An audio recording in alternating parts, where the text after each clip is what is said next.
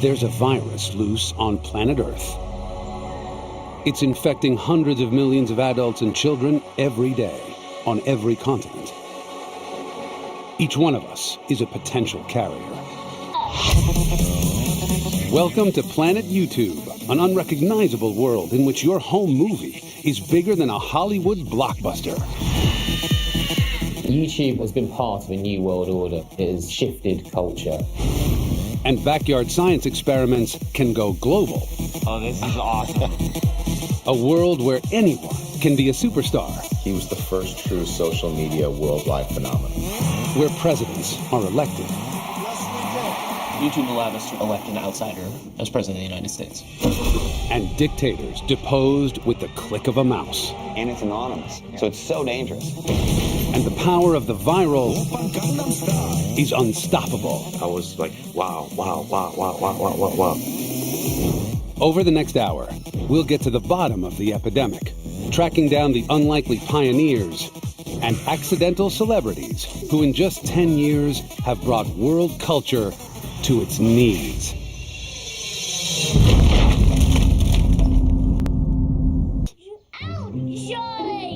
Charlie Bit My Finger is one of the biggest viral videos in history. That really hurts. More people watched Charlie Bit My Finger than tuned in to watch the moon landings. Not bad for a video that was never supposed to be posted on YouTube in the first place. The video and Charlie bites Harry's finger, which I found quite funny, but probably a few weeks later I came back, looked at it and thought, oh, that's probably worth sharing with the boy's godfather in America. Now, a world exclusive. We can reveal the untold story behind the sweetest domestic assault in history. On the day of the video, what I was doing again is I was just videoing the boys out in the garden. And there is a moment, Charlie gets in the car and Harry drives him into bushes and leaves him there. Which I thought at the time was really quite a funny little clip. But when Charlie then bites Harry, it sort of feels a little bit like just desserts because he's got him back. He posted it on YouTube, expecting feedback from one person. Instead, within 10 months, it had been viewed 11.5 million times. Everyone wants to know, what is his secret? I think that is the beauty of our video. There is no secret. If there was a secret, I would have made a second, wouldn't I? But some academics who've studied virals disagree. Some people think that viral's just random, luck, chance, that it's like bottling lightning. But it's not. There's a science behind it. A science that was about to be exploited. Even before Charlie Bit My Finger had entered the culture, a video emerged of Brazilian soccer star Ronaldinho. What he did next is almost unbelievable. So the Ronaldinho video was one of YouTube's first big sensations, in part because it was capturing something that seemed so superhuman. This great soccer player kicking the ball off the crossbeam of the goals 4 times in a row. The buzz wasn't about Ronaldinho's ball skills, but whether or not the video was real. There is something a little bit suspicious about the golden box with the Nikes in them that he opens. And the way that it sort of pulls back so you can't really see the details so well at the most important moments. There was a lot of speculation over whether it was real or fake, and debates that went on online. The clip is the first to reach 1 million hits, before the creators are soon exposed as Nike. And that made light bulbs come on all over the place. That actually there was potential in YouTube, an online video, as an advertising medium. Nike had subverted the home video viral and commercialized it. The next mutation would be even more surprising. I guess a video blog is about me. My name is Bree. I'm 16. I don't really want to tell you where I live because you could stalk me. On June 16, 2006, a video appears on YouTube with the tagline, Lonely Girl 15. Within 3 months, the teenage star would be the subject of a media frenzy, bringing YouTube to mass attention. Lonely Girl 15 was this cute, really candid teenager. She was sort of fighting with her parents a lot, and she was arguing with her boyfriend. You know, if you wrote an email to her, she would respond to you and say, thanks for the idea, you know, here's another thought. So people formed this really personal connection to her. Within 3 months, over 500,000 viewers are tuning in for Lonely Girl 15's updates. The more eagle-eyed of them begin to notice that Bree's bedroom blog is It was just a little too neat. You know, the edits were a little bit too good, the music was synced up too well. One fan went through and noted all of the items in her bedroom were from Target. So there was some conjecture that maybe this was some sort of viral marketing. Fans demand answers from Bree. When she doesn't reply, an LA Times reporter smells a scoop. It was a great mystery. This girl hiding in plain sight, as it were. He sets off to learn the true identity of Lonely Girl.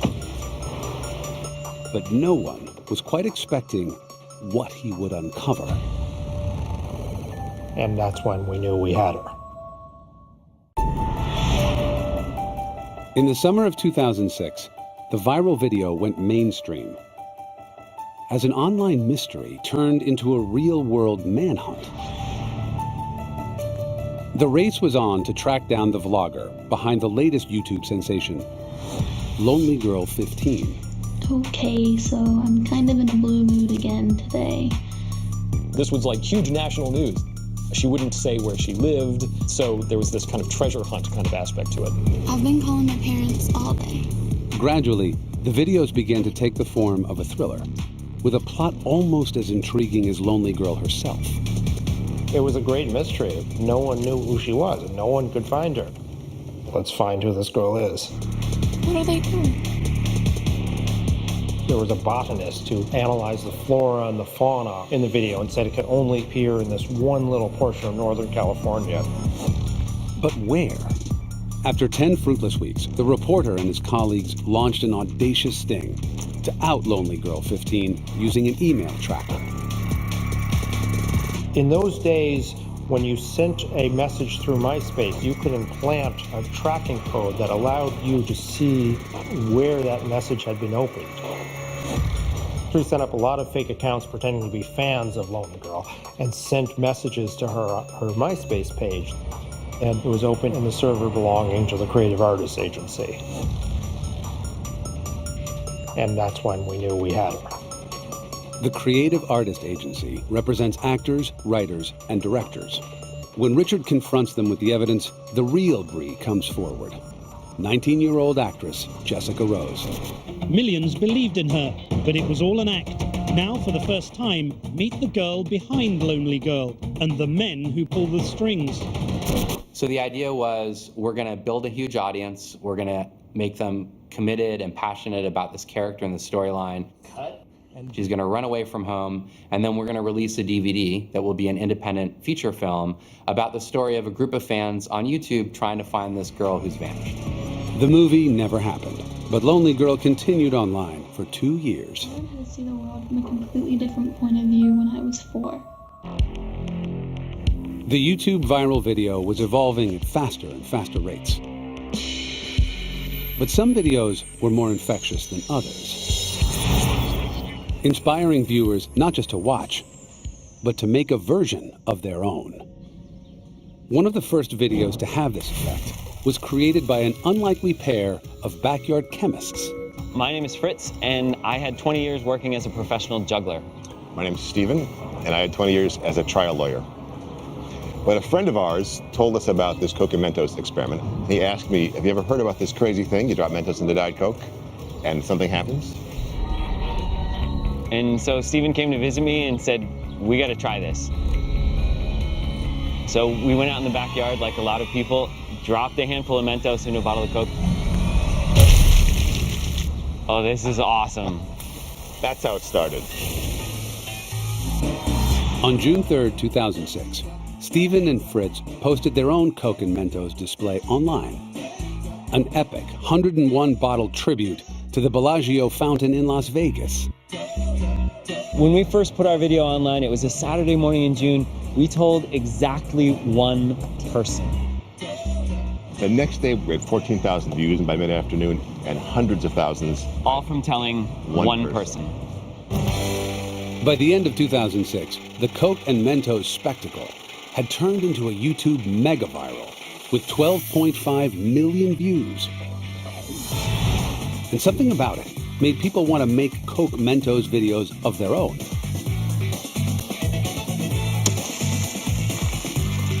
Diet Coke and Mentos, what a fantastic meme. If you put the Mentos in your mouth. I've done it myself, I've made my own film of it, I've put it on YouTube in fact. It's great, it works on so many levels. On the one hand, it's sort of a science experiment. You see it and you go, really? Does that really work? Dear God. All right. I think this is not going so well. Stephen and Fritz have their own theory for its viral success. Everyone's favorite moment in our video, they always say that's that moment of humanity that you can really connect with. That's what helps make it extra contagious. The contagion boosted global sales of Diet Coke by over 5%. Mentos, 15%. Silicon Valley's giants took notice of YouTube's growing power. Meanwhile, the explosion of video content meant that YouTube servers were sent into virtual meltdown. And there were times where we were hours away from running out of hard drive space, storage space. I mean, just overall, we couldn't take any more videos. It was like 4 hours left. I didn't think that it was going to blow up that quickly. I mean, that was a good thing, but it was my credit card that was getting blown up as well. YouTube needed a bigger home, fast. YouTube, a website that didn't even exist 2 years ago, was purchased today by Google for $1.65 billion.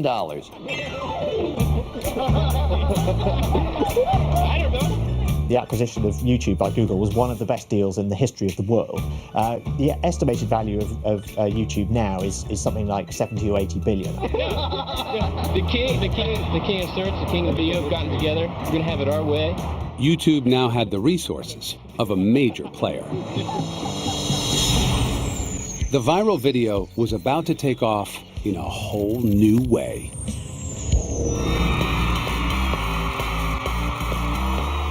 I was looking for the right person who could do it. I was looking for that star who was truly a star.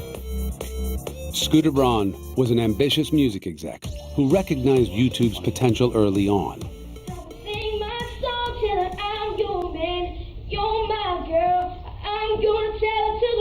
On YouTube, Scooter found a 13-year-old Canadian kid who'd posted a video of himself performing in a talent contest. He first tried to launch him with the record labels. Everyone said no. Everyone said no. Because they said, well, this kid's on YouTube, we can't monetize this. So the only way to make people understand was to not care about the gatekeepers anymore, not care about the suits, and care about the people. This is what I found. Nobody wants to be. So Scooter turned back to YouTube and devised strategies for building Bieber a cult following. You sing with me or what? One of the tricks that I use that I've actually never talked about in any interview is that I never let him introduce himself. The reason I did that is because when you watch a video when someone doesn't introduce themselves and the video's extraordinary, you feel like you're getting to see something you're not supposed to see. It's more exciting. And that was one of the tricks that I felt worked for us and made those views become bigger and bigger. Then the time came to test Bieber's online popularity in the real world. Neither Scooter nor the music industry predicted how it was about to change everything. And I announced with social media that he was going to do an acoustic performance and sign autographs in front of the Universal Music Building in London.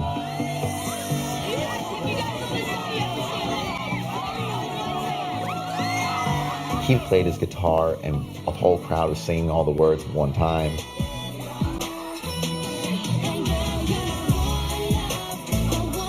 Everyone at the label was looking out of their windows just in complete shock because no one had ever pulled a crowd that big. He didn't even have a song out there. And that's when I knew that it was working. It's crazy. It's a lot of girls, as you can see. Because of YouTube. Justin Bieber was the thesis statement of taking a person from YouTube and using YouTube as a platform and building it into a worldwide star. He was the first true social media worldwide phenomenon. And YouTube was the platform I chose to make that happen. YouTube has completely changed the music industry on how we discover and how we promote things. If you go to a record label now and you say, hey, I have this new artist, they say, well, can you send me a YouTube clip and how many views does it have? Gatekeepers are meaning less and less and less. And the people mean more and more and more. And that is democracy. Scooter had created YouTube's first ever global superstar. But no one could have seen the epidemic heading our way. My biggest regret of entire my life was making that horse dance move. Oppan Gangnam Style. This is what I found. Nobody. Within years of its launch, YouTube made it possible to almost instantly transform budding pop stars into global celebrities. The next superstar could be anyone, and as it turns out, from anywhere. Psy was a South Korean pop star, barely known outside of his country, but with over 10 hit singles to his name. My previous songs and previous dance moves and previous video, all of them were like similar.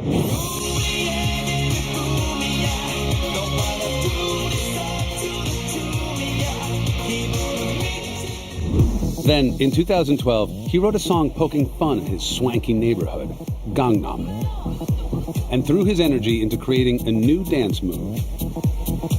Gangnam is a name of district in Korea. You might think the district as some sort of Beverly Hills type, hot and wealthy area.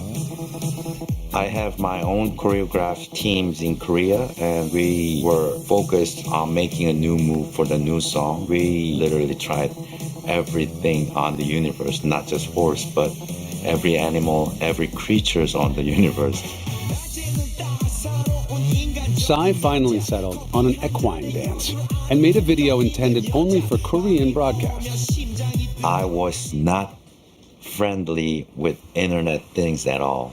So I didn't do Twitter and I didn't do Facebook, and I honestly didn't know that much about YouTube before Gangnam Style. But one of his team persuaded him to post the new video onto YouTube. 2 weeks later, he gets a call from a major player in the music business. My buddy sent me a video that had 100,000 views out of Korea, and I said, I can make this huge. He goes, you want him to do it in English? I said, no, I want him to keep it in Korean. And 2 weeks later, I'm talking with his translator, explaining that I want to keep it in Korean. Psy looks at me, looks at his translator, looks at me again and goes, if you come drinking with me in Koreatown tonight, I'll do this deal. And I looked at him and I said, you speak English? And he goes, I went to Berkeley. To Psy, to Korea, breaking down barriers to the future. Thanks a lot. Scooter and his team used their network to help spread Gangnam Style fever in the West. A lot of worldwide celebrities started to tweet my video. Britney Spears, Robbie Williams, Tom Cruise. People told me, like, your song became like trending of the Twitter, and I was like, trending? What is trending? There were a lot of people eager to learn the dance moves. It seemed no one was immune from the Gangnam infection, not even the Secretary General of the United Nations. He became the second famous Korean in the universe right now. And it triggered countless copycats. I think it was really a cultural phenomenon. What he was doing was crazy. It was surprising. And so they shared it with other people because they couldn't believe what was happening. Like once it exploded, like huge, I was like surprised literally every day and every moment, like, wow, wow, wow, wow, wow, wow, wow, wow. Nothing draws a crowd like a crowd. A few people share it, and then they see their friends share it, and they don't want to be left out. So next thing you know, they start sharing and it becomes this snowball. We watched as this video spread from Korea to the United States, to South America, to Europe. As Gangnam Style continues to rack up 1 million views per day, will Psy always be living in its shadow? My biggest regret of entire my life was making that horse dance move. You know, I cannot top it. You know. We came up with a game plan, and that video now is the most watched video in the history of the internet.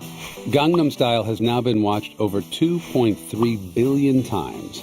That's the equivalent of everyone in China, Europe, and America combined. Incredible. It's like being struck by lightning. Something that happened, and I don't think will ever happen again on that scale. He gave a little bit of happiness to everyone. The music has always done that. The difference is now a slightly overweight, sorry, Psy, man from Korea. It's in a song and an incredible piece of content with that video. Put it online, and the entire world can enjoy it within seconds. That was never possible before. Gangnam Style showed that YouTube now reached a global population like nothing else. Soon, it wasn't only pop stars harnessing that power. Yes, we can. Yes, we can. And for better or worse, YouTube became the propaganda tool of our time. In 2008, one visionary recognized the internet's ability to reach a new audience. But did YouTube help elect an outsider as President of the United States?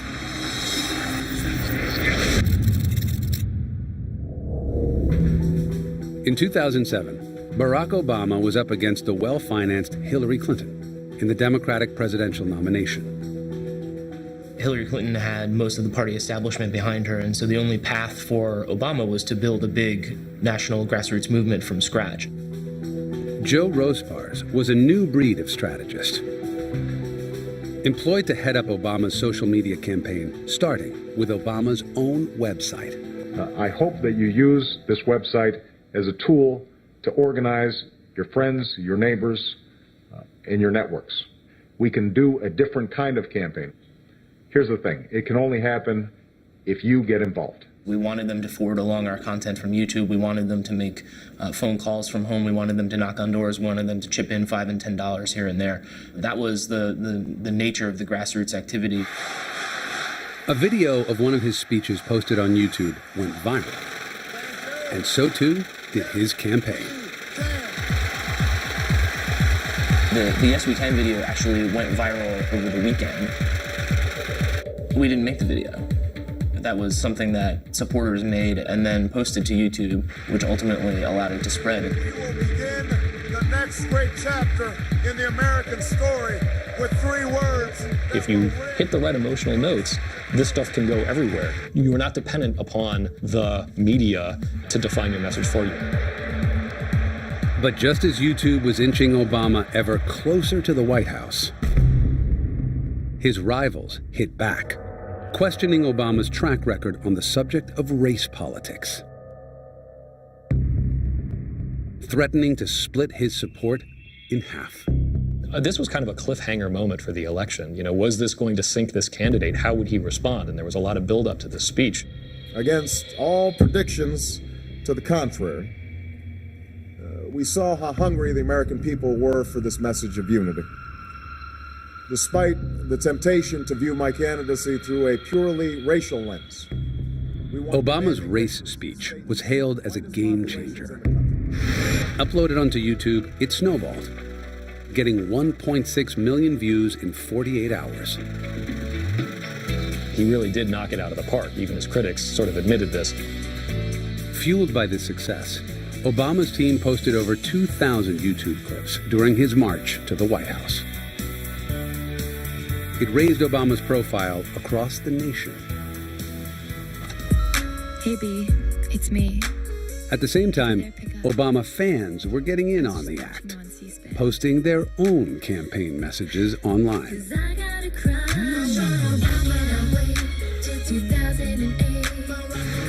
Obama Girl was a huge viral video of the time, scoring over 26 million hits.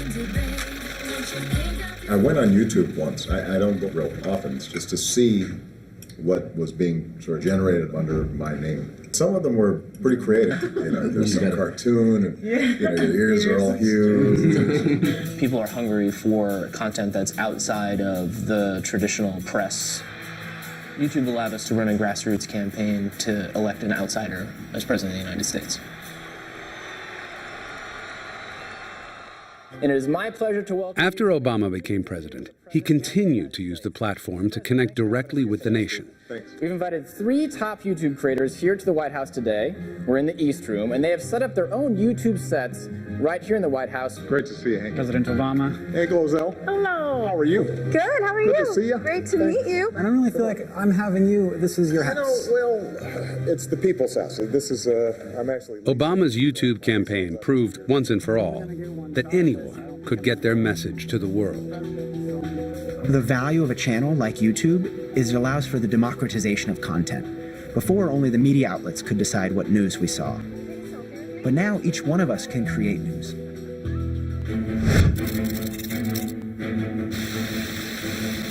In 2007, YouTube underwent a seismic change. The modern smartphone hit the mass market, and this technological evolution created a new way of capturing and sharing news, called citizen journalism. One individual who shoots a video on their camera phone, thousands of people can view it in a few minutes, and it can be shared to thousands more in the next hour. Anybody with a mobile phone and access to the internet can become a journalist with the advent of YouTube.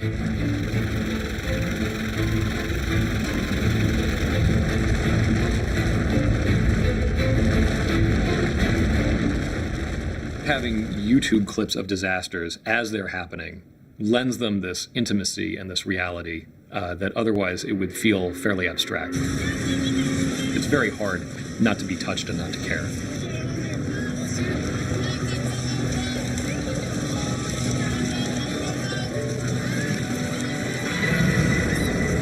In the hands of citizen journalists, the power of the viral video can turn personal stories into global stories.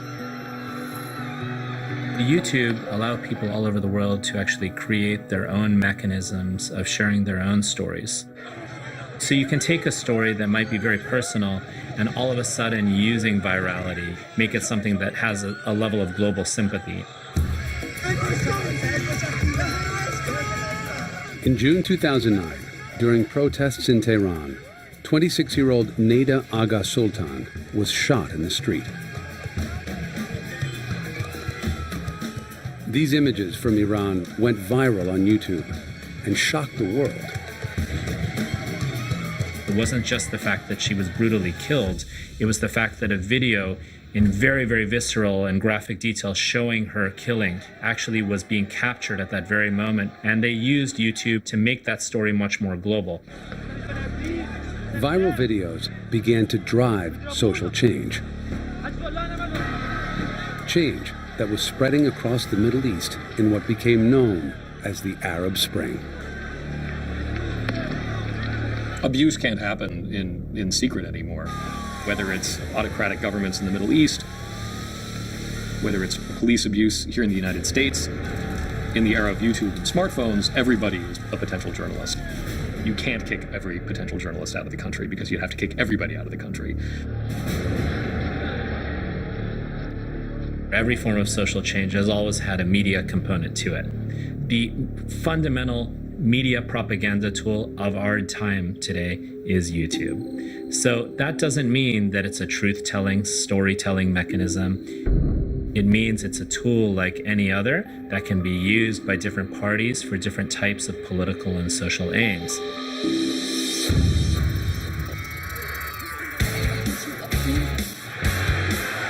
YouTube had helped elect presidents, topple regimes, and create worldwide phenomena. Now, things were about to come full circle as ordinary people would cash in big on YouTube fever. Today, YouTube has given birth to a new generation of media creators, and their fan base is huge. Variety just did a study among teenagers and asked them who are their top stars. And the top 5 stars were all YouTubers. YouTubers are ordinary people creating content for their own channels. They're trying to make YouTube more like a TV network, and they're promoting their stars with ad campaigns, which is something that you only have seen media properties do before. When we think about the early days of YouTube, we think about the individual viral video, the person who captured that one moment and shared it with the world. I think one thing that's changed dramatically is that more and more people have been producing things regularly. These homemade YouTube channels are drawing billions of views, creating a new generation of bedroom millionaires. 2 of the most successful content creators on YouTube started off on the live comedy circuit, then created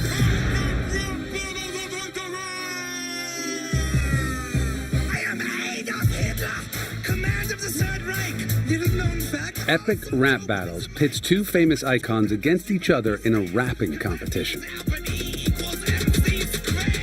I stopped playing live concerts and started performing live concerts in my bedroom for a camera. It's still performing live, but you're through a camera lens instead. You can still say hi and thank you and see you next time, but the people watching are just through their own computer. Yeah, you get clicks instead of claps. Yeah, that's nice. Thanks, bro. You're pitiful lyrically lucky for history. You didn't write the art of rap. Their epic rap battles are produced out of this tiny studio in LA. I get these headaches in the back of my neck. I'm like, why do I have these headaches and strains in the back of my neck? And then I look at the behind the scenes videos and it's me just like, and I was like, yeah, that makes sense. You're making my ears bleed. You need a muzzle. Why you pissed off all the time? Didn't your mom give you a cuddle? You're the type of guy. Their first featured John Lennon versus Fox News anchor Bill O'Reilly. Every time I watch your show, all you do is scream at me, and your face. The video had a budget of $50. I'm a legend. I can see through all your tricks. I talked, through the lens to the audience that was watching my videos on YouTube as a few thousand people and asked them for suggestions of who we should do. And they came back with John Lennon versus Bill O'Reilly. And we both saw that and we're like, this is funny. Stop your presses, Lennon. You call me Mr. Bill O'Reilly. When it comes to squash and limeys, I come recommended highly. You're weak. Between you and me, there's no comparison. The John Lennon Bill O'Reilly video got about 150,000 views, which was enough to be like, this is great. We should do another one of these. So we read through the suggestions and we saw Darth Vader versus Adolf Hitler. And we both again knew, we were like, oh, that's funny. For some reason, Hitler was super popular. Huge on the internet then. And then that one went really big. Back then, you could get on the front page of YouTube and it was like a big deal. It meant 1 million extra views. It could change your whole life. Soon, their witty and inventive clashes would start drawing millions of viewers on release day. Epic Rap Battles is now one of the most successful channels on YouTube. So, what is the key to its success? I think that people like competition and they like getting behind a side, so people like to root for their favorites. And then I think a big thing about it was at the end of the video, we ask who won and who's next, and people want to participate.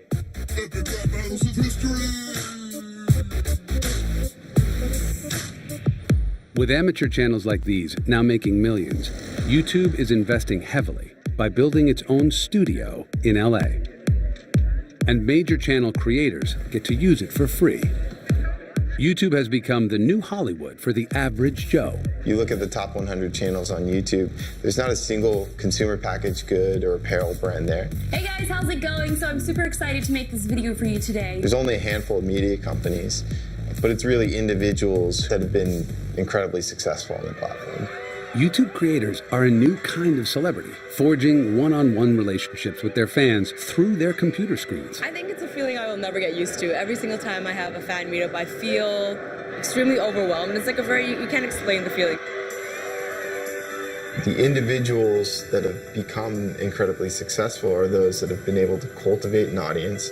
A lot of what you see, which is successful on YouTube, is about humanity anyway. It's about people and faces. It might be making you laugh. It might be emotionally charged. It might be very sad. It's probably human storytelling at its heart.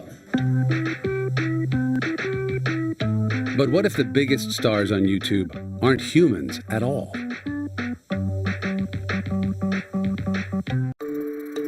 By the time you've finished watching this program, over 18,000 hours of video will have been uploaded onto YouTube. On Planet YouTube, you decide what you share, and the content you post in the virtual world can have an impact in the real world. Yes, we can.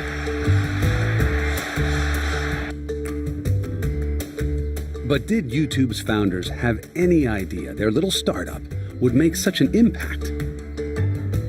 It certainly has surpassed any goals that we had set when we first started YouTube, looking 10 years back.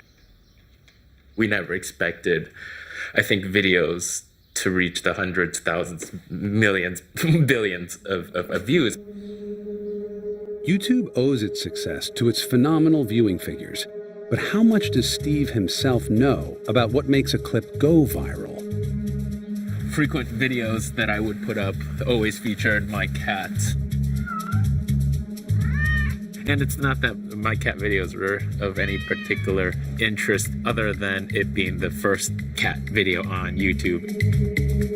But what Steve couldn't predict was that cats would become the viral superstars of the internet. What makes the internet go round? Cats. There are more than 2 million cat videos posted on YouTube. With over 24 billion views, cats are one of YouTube's most popular genres. Cats are a little standoffish. They don't beg for your attention. They don't beg for anything. They could pretty much take you or leave you. And there's something about that in an era where everybody is clamoring for your attention and dying for you to look at them and approve of them that's actually very compelling. So, who are some of YouTube's top feline stars? If you ever hear a snarky reference to YouTube as cats playing pianos, chances are this is the cause. Keyboard Cat's original video has been viewed over 40 million times. But one cat has gone a step further and turned viral fame into money. Grumpy Cat, real name Tartar Sauce, is now a bona fide celebrity worth millions, with her own YouTube channel, book deals, and merchandising. But why cats? My theory with cats is that people start to get this ability to make videos very easily. So they're sitting around and looking around their house, and that's the only thing that's interesting. Now, why cats versus dogs? I don't know. That's a debate for the ages. With even cat videos proving lucrative business, it's no wonder people are keen to unlock the secrets of the viral video. I think if you could put your finger on what viral videos have in common, then you'd make a fortune. It's like playing you a whole load of pop songs and saying, these have all been hits, what do they all have in common? It's, you know, you can sometimes find some commonalities between them, but it really is trying to nail jelly to the wall. Whatever the reason, some of YouTube's earliest stars have had their lives transformed. Now we have EP Bird Studios, and we make viral videos for brands like Coke and Office Max and McDonald's. All kinds of things. It keeps going. The madness continues. So these nozzles hold the Mentos on top of the soda bottle. And inside of They even have a viral manifesto. Mentos candies, there's certain characteristics that make a video go viral. Don't waste our time. Make sure you get down to business right away. Be unforgettable. Do something we've never seen before. But really, ultimately, it's all about humanity.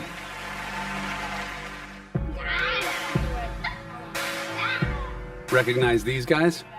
You should. Harry and Charlie's video has now been viewed. It's just less than 1 billion. Billion? Ooh. Which is about a sixth of the world's population. And what does Charlie credit for its success? I think it's so popular for the laugh.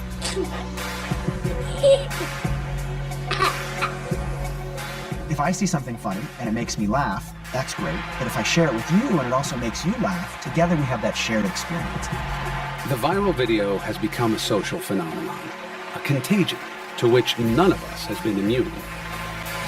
YouTube, I realized, was the same feeling of self-discovery for kids that my dad had with vinyl and I had with mixtapes.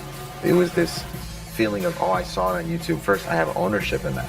And with the power to rewrite the rules of pop culture. There were these gatekeeping industries, and they are no longer controlling what comes out of your computer screen. You get to decide. My biggest wish, maybe I can make another viral video within 50 years.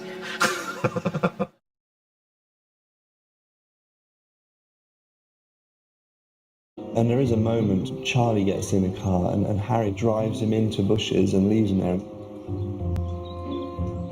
Which I thought at the time was really quite a funny little clip. But when Charlie then bites Harry, it sort of feels a little bit like just desserts because he's got him back. He posted it on YouTube, expecting feedback from one person. Instead, within 10 months, it had been viewed 11.5 million times. Everyone wants to know, what is his secret? I think that is the beauty of our video. There is no secret. If there was a secret, I would have made a second, wouldn't I? But some academics who've studied virals disagree. Some people think that viral's just random, luck, chance, that it's like bottling lightning. But it's not. There's a science behind it. A science that was about to be exploited. Even before Charlie Bit My Finger had entered the culture, a video would be even more surprising. I guess a video blog is about me. My name is Bree. I'm 16. I don't really want to tell you where I live because you could stalk me. On June 16, 2006, a video appears on YouTube with the tagline, Lonely Girl 15. Within 3 months, the teenage star would be the subject of a media frenzy, bringing YouTube to mass attention. Lonely Girl 15 was this cute, really candid teenager. She was sort of fighting with her parents a lot, and she was arguing with her boyfriend. You know, if you wrote an email to her, she would respond to you and say, thanks for the idea, you know, here's another thought. So people formed this really personal connection to her. Within 3 months, over 500,000 viewers are tuning in for Lonely Girl 15's updates. The more eagle-eyed of them begin to notice that Bree's bedroom blog is just... It was just a little too neat. You know, the edits were a little bit too good, the music was synced up too well.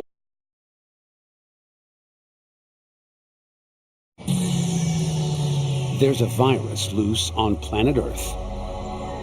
It's infecting hundreds of millions of adults and children every day, on every continent.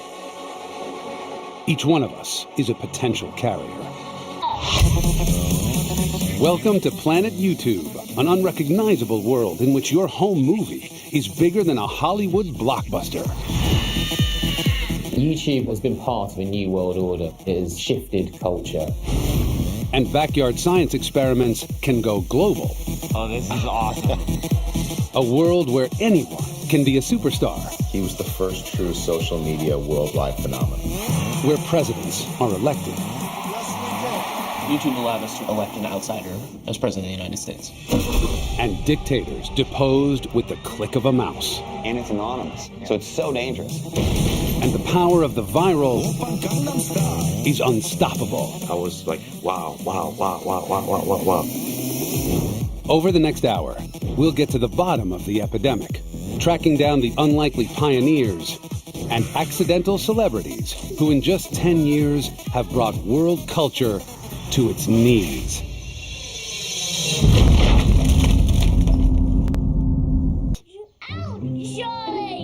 Charlie Bit My Finger is one of the biggest viral videos in history. That really hurt. More people watched Charlie Bit My Finger than tuned in to watch the moon landings. Not bad for a video that was never supposed to be posted on YouTube in the first place. The video and Charlie bites Harry's finger, which I found quite funny, but probably a few weeks later I came back, looked at it and thought, oh, that's probably worth sharing with the boy's godfather in America. Now, a world exclusive. We can reveal the untold story behind the sweetest domestic assault in history. On the day of the video, what I was doing again is I was just videoing the boys out in the garden. of Brazilian soccer star Ronaldinho. What he did next is almost unbelievable. So the Ronaldinho video was one of YouTube's first big sensations, in part because it was capturing something that seemed so superhuman. This great soccer player kicking the ball off the crossbeam of the goals 4 times in a row. The buzz wasn't about Ronaldinho's ball skills, but whether or not the video was real. There is something a little bit suspicious about the golden box with the Nikes in them that he opens. And the way that it sort of pulls back so you can't really see the details so well at the most important moments. There was a lot of speculation over whether it was real or fake, and debates that went on online. The clip is the first to reach 1 million hits before the creators are soon exposed as Nike. And that made light bulbs come on all over the place. That actually there was potential in YouTube and online video as an advertising medium. Nike had subverted the home video viral and commercialized it. The next mutation